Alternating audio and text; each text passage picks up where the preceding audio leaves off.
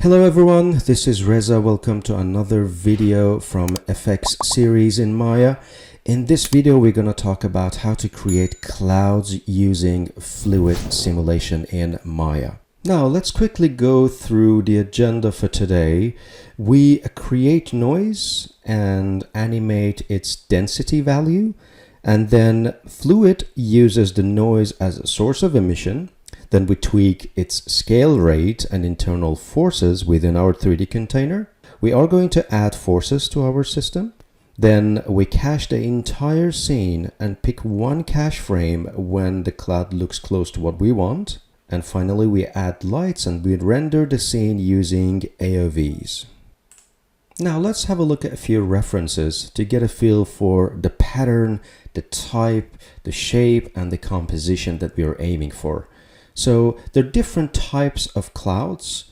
We can see one of them is very kind of puffy with a completely different layer on the top. And the other one is a clear blue sky with a very high degree of ambient. The other one that I actually tend to like the most is a combination of everything. When we have dark areas and we have bright areas, the pattern is pretty amazing actually. Very complex, but we can actually achieve the exact same look using the method that we're going to go through today. And again, this is something that is close to what I'm aiming for today. Just a nice scatter of puff of clouds, a really nice composition. We've got low high densities and low high value in shadows and in ambient. So let's go through what we have today and see what we can achieve. So I'm in Maya. First things first, I'm going to use linear tangents for any keyframe I make in my fluid system. So set default in and out tangents to linear. Then I'll make myself 30 frames and then I can extend it to whatever frame I like. Then let's go to polymodeling and just create a simple polyplane. I'm going to increase its size to 20 by 20 by 20 and I can hide the grid. And I'm going to right click on it, go to assign new material, and I will assign a surface shader to the container. I'm going to rename it to surface shader emission. Now in the out color, I would like to assign a noise. So you can find it in Maya nodes, 2D texture, and noise. Now I'm going to enable texture view so I can see the pattern in the viewport.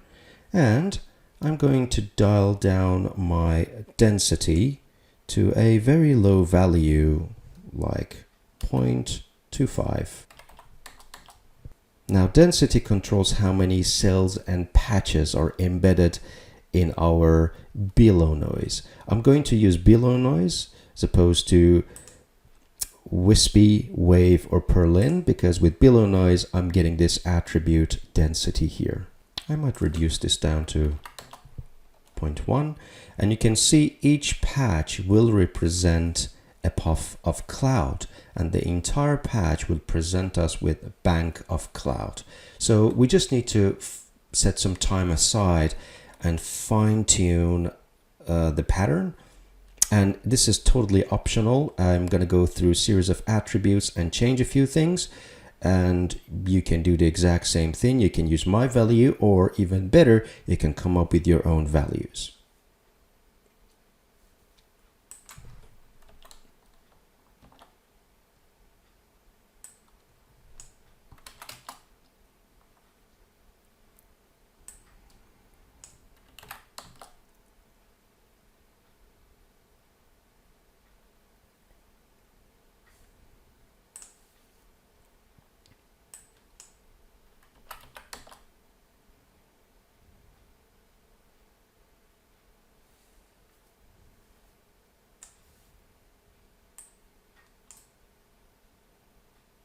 I'm also going to go to color balance and add another set of noise into color gain. The reason is this is way too soft and way too white. Well, because of the harsh amplitude. Amplitude is going to make bright areas brighter and dark areas darker, and we do need that for our emission, but I need more patterns in the middle, and I do that through color gain, and I will add another noise. So I'm going to go through that noise and tweak some of the attributes again using Perlin noise type this time.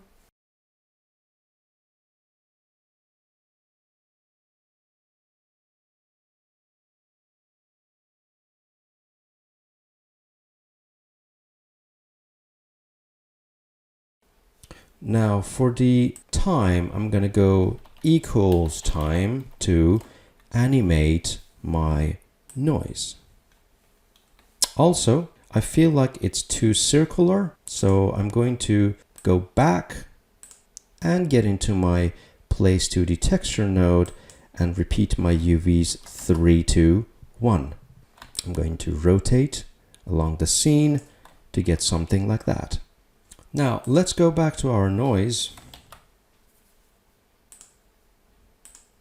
and we need to key this density value. The reason is when the emission takes place, I want these circles to get smaller and gradually fade away, and only then we can add forces, so something like gravity or drag takes place to form our clouds. So on frame 1, I'm going to go right click and keyframe the density.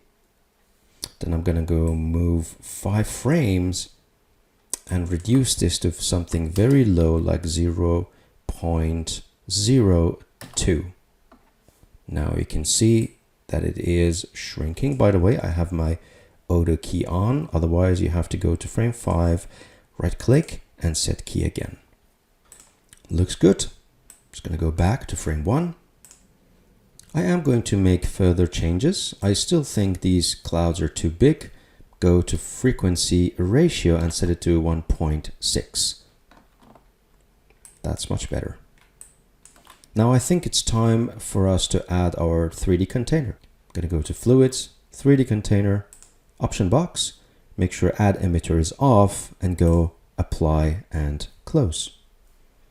I may target only one region of my simulation for now, and when I'm 100% sure about the pattern, I can just go and increase this container to encompass the entire scene.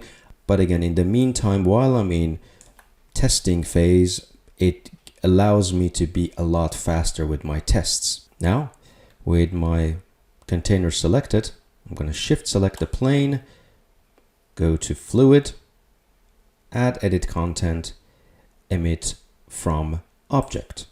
In the option box, source is put down as my emitter name and emitter type is set to surface. Now if I play, I'm still getting emission from the entire plane, not just the emission map. The reason is if I go and expand polyplane and look at the source, there is no emission map assigned to any of these. So the name of my noise is noise 1. So I'm just going to go ahead and plug them to density, to heat, and to fuel. Now if I go back and play, I get emission from only white areas. Obviously the resolution is very low and we haven't tweaked anything, but it's a good starting point. While I'm here, let's go and increase the rate and the amount of density, heat, and fuel emission through the emission map. I'm just going to give a density a value of 50. I'm going to give heat value of 20 per second and fuel 20 per second. And also I'm going to increase the rate from 100 to 130.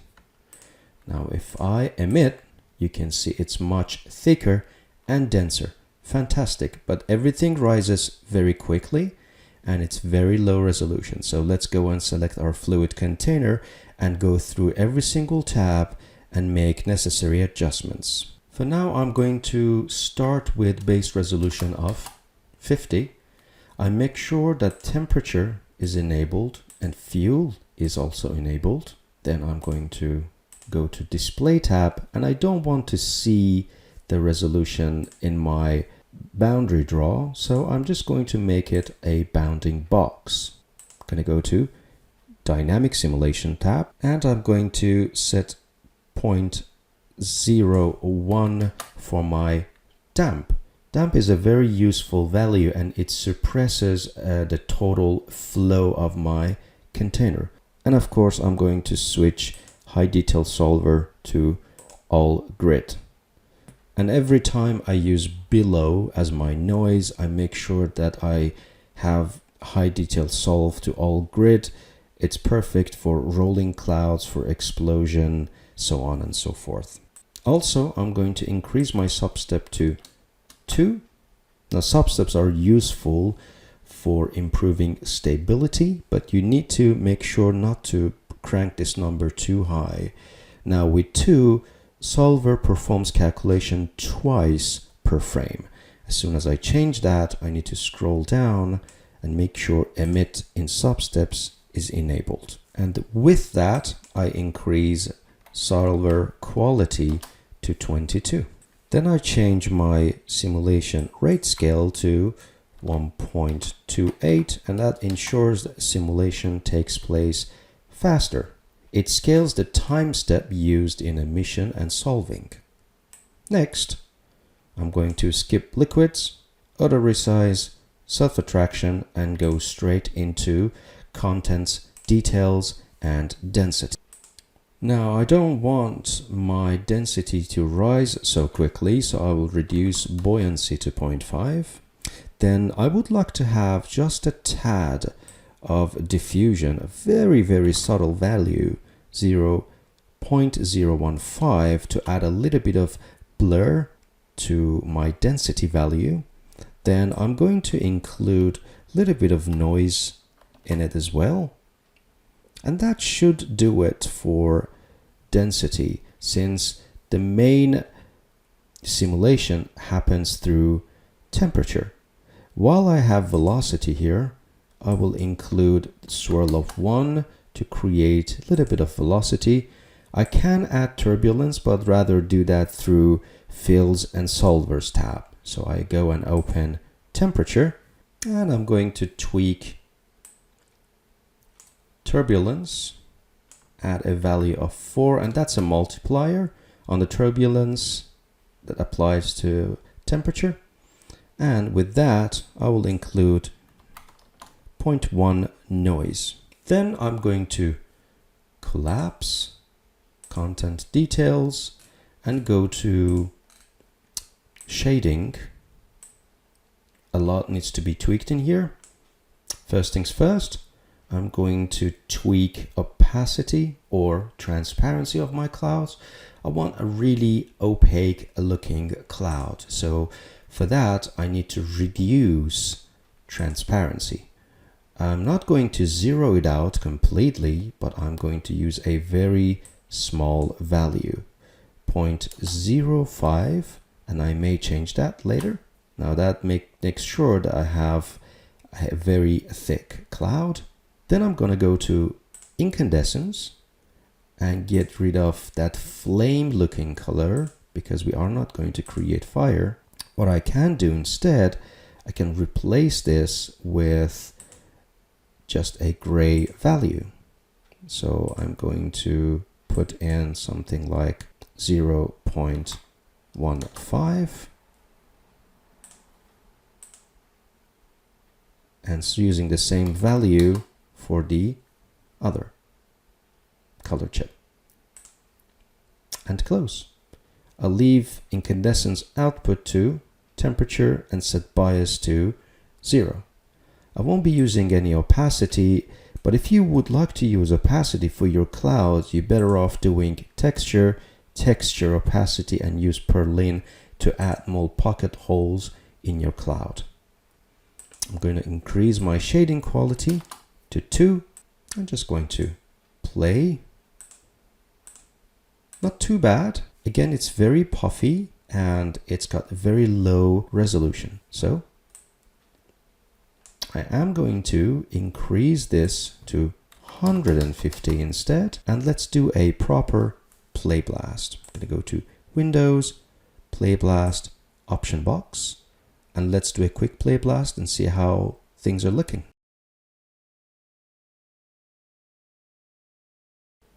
All right, our play blast is done. Obviously, a lot needs to be tweaked, but remember that we are going to pick only one cache frame where the clouds are looking reasonably good, and we are going to use that and use that only. Obviously, towards the end, clouds are moving too high, and that's really not exactly what we want.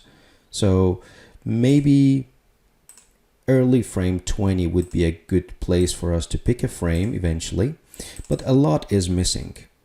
There is no self shadow, the resolution is still too low, the clouds are rising really quickly and constantly, and there is no forced fill to direct the clouds. So let's address them one by one. First things first, while I have this fluid shape tab open, I can go to lighting and enable self shadow, and instantly we see a difference. 1.5 would be a reasonable number. Also, just to be a little bit faster, I can go to Arnold and go from 0.1 step size to 0.2, so there is less calculation when I'm previewing. Now I've noticed the emitter itself doesn't have any speed or noise pattern, not to mention the constant value of 50, 20, 20 gives us a very boring look. So let's change a few things here. With the emitter selected, I'm going to go to frame 5 and keyframe density per voxel per second, heat per voxel per second, and field per voxel per second. Then I'm going to go to frame 8 and reduce density per voxel per second to 0. For these two, I can go to frame 6 and bring them to 0. So it's not constant emission. The emission cuts off after few frames, so they get detached from the pattern. Also, while I have this emission tab open, let's go to emission turbulence, and through fluid emission turbulence, let's introduce a little bit of turbulence, just a value of 1, and that adds turbulence within the container. I'm going to go to emission speed attribute and enable emission and set it to replace.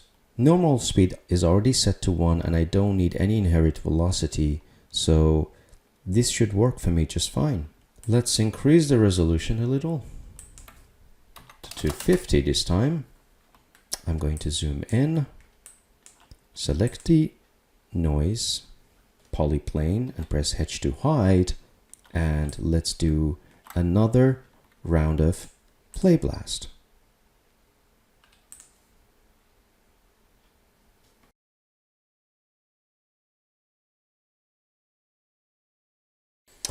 All right, it's done and it looks much better. Let's go ahead and play the play blast.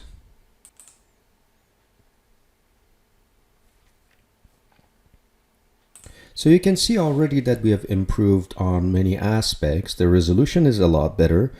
Now the cloud is detached from the surface, and we have self shadow happening within the clouds. However, the cloud is too puffy and too soft, simply because there is absolutely no force to guide the fluid container.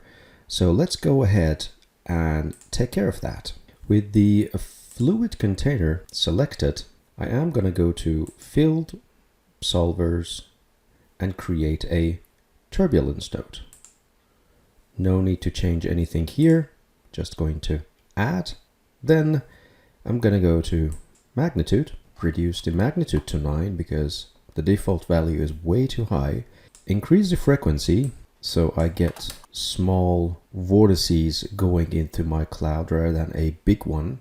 And of course, I want to target or create one of these phases. So I'm going to go with Z-axis, kind of have a little bit of push towards Z-axis here. So I'm going to put phase Z to -1, select the fluid container again, go to volume axis this time.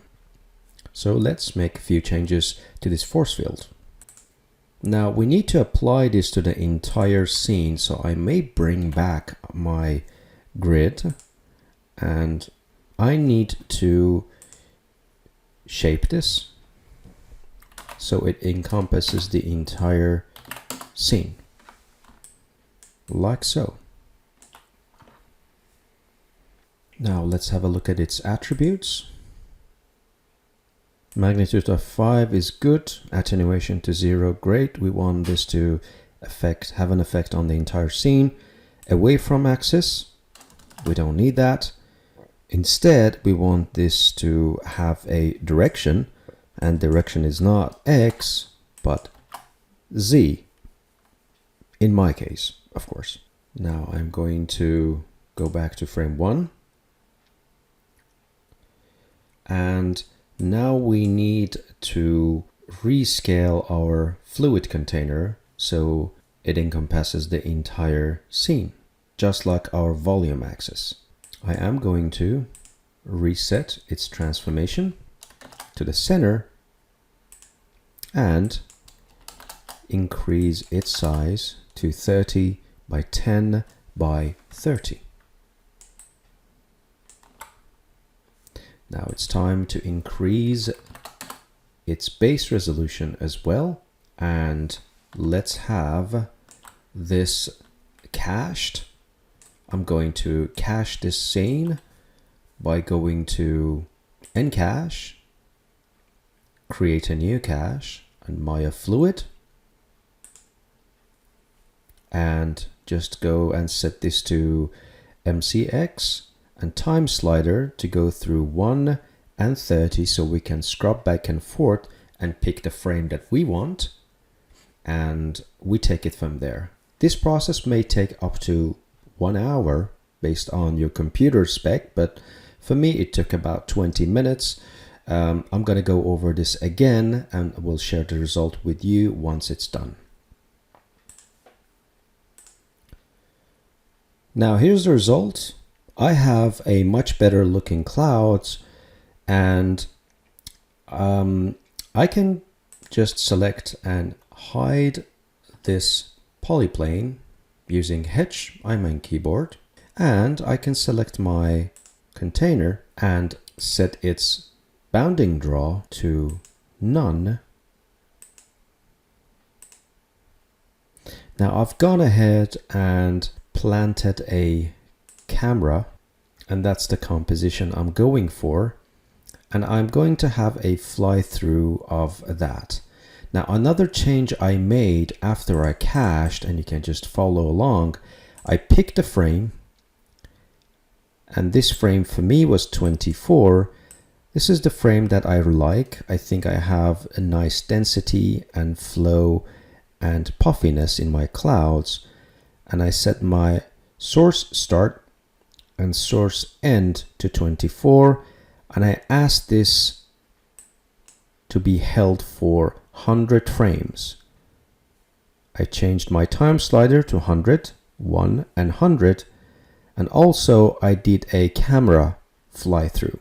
So you can just go ahead and do this part, and after it's done, let's have a look at how I tackled lighting. Now here's my scene with lights. I've got a dome light with HDRI assigned to the color value. And if I show you the exposure, no exposure, sample of 4, intensity of 1, volume sample of 4, and everything else is pretty much default. Now I've got two directionals, one backlight, which is a directional light, and it's a backlight light, and I place this against the clouds to create that nice rim light for me. If I go to Arnold I set the exposure to 2.6 and samples of 4 and colored it yellow a little. And the other one is my side light, where it gives me more textures on the cloud itself. I gave it a cool temperature as opposed to the warm color that I gave to the rim light, with a little bit of exposure and samples of 4. Now another thing I did, if I bring my outliner, so if I go to perspective, I duplicated my hero clouds twice. One bank of cloud is my background clouds, and it's exactly the same fluid simulation that I have. I transform it in y-axis 2.5, and the only change I made, since it's cached, is via shading. So you can actually change the information here without recaching the simulation. And I gave this an opacity of 0.8, which makes it almost transparent. I have another bank of clouds, and with this one, again, I scaled it 10 units. I moved it 50 units in y-axis, 105 units in x-axis, and did a little bit of translate animation from point A to point B, so the cloud is moving ever so slightly to positive Z. Now another change I made with the secondary or the third cloud is transparency. I picked 0.35 as my transparency value. Everything else is exactly the same. Now for rendering, I used camera samples of 5 and indirect samples of 4. And in my ray depth, I used a value of 3 for my volume. For my AOVs, I included direct volume and volume opacity, so I have further controls over my comp in Nuke. I'm rendering 720p through the camera angle, and this is the composition that I picked for this particular example. I'm going to go ahead and render the scene, and we're going to have a look at the result shortly. Alright guys, we're back. Frames are rendered. As you can see, we have beauty pass and volume direct. You can add indirect as well, and our opacity in case if you would like to replace the sky in post. Let's take a peek at Nuke script, and I just want to show you how to replace the sky in Nuke in case if you want to do it. Alright, so again, I just worked with bare minimum, but technically if you want to do it in Nuke, you have to have volume direct, indirect, your direct pass and indirect pass, and your specularity pass, along with Z depth and your opacity. But in a simple form, that's how you do it. You bring your beauty, you put in your alpha channel and include it into your beauty or whatever pass you have through a copy node, and then you include your background, reformat it, transform it, grade it, and at the end of the script you can actually grade the whole thing back together and just put in a write node. What I did, I just dropped in my final result. I really didn't want to replace the sky. I just dropped in a color correct node and a grade node and write it out, and here's the result. That's it. I hope you enjoyed this tutorial. I hope you found it useful. If so, please mention that in the comments. That encourages me to create more videos. Thank you very much, and see you in the next one.